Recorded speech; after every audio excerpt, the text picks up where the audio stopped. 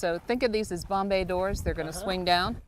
If E.T. should ever try to phone our home in the universe, you can bet Jill Tarter will be there to take the call. This is a feed, right? And it is like the aerial on your car. It's what, or a Flash Gordon ray gun. Jill is director of the Search for Extraterrestrial Intelligence, and I am under the hood of one of her cool new radio telescopes. What are we listening for? We're listening for something that we don't think can be produced by Mother Nature. Something that looks artificial, something that's obviously engineered. Something alien and smart. Jill has spent 3 decades, her entire career, on this all-or-nothing, needle-in-a-star-stack quest to tune into WUFO. It's a signal that may or may not exist. If you put a transmitter up there, and there is a radar transmitter in there.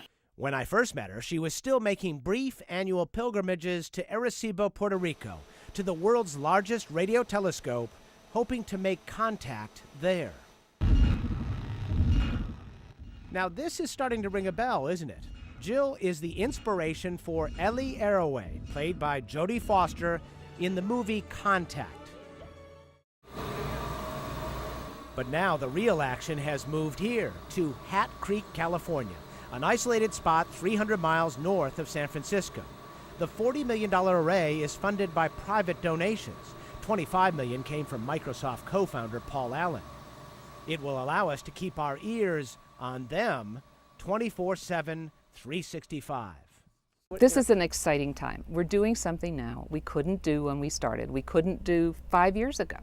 We just got the capability, this technological capability, a few years ago, and we're now taking advantage of it.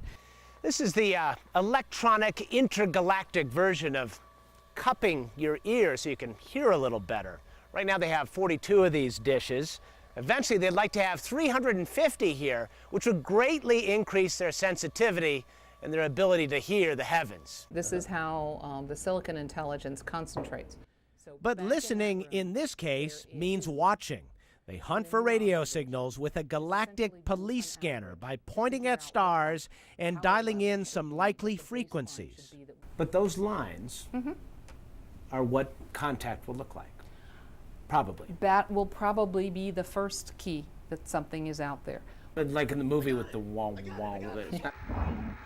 It's not going to do that, right? It's not going to do the wah wah. Hey, I won't say it's going to do this or it's going to do that. Jill always keeps a bottle of chilled bubbly handy in case her cosmic crapshoot pays off. Over the years, she's had a few spine-tingling moments when she heard a signal, but from a spacecraft launched here on Earth.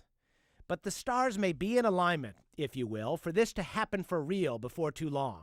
NASA is working on a space telescope designed specifically to look for other Earth-like planets in our galaxy. So basically, at the end of the mission, we will know, are there lots of Earths or are there very few? If there are lots of Earths, there probably is a lot of life in our galaxy waiting for us to contact them. So Jill Tarter may soon have some better clues on where to aim her dishes. And maybe this will be the place where we finally get an answer. I'm extremely excited about the potential of living in this first generation of human beings that can try and answer this question by doing an experiment rather than asking the priests and the philosophers what they believe. Miles O'Brien, CNN, Hat Creek, California.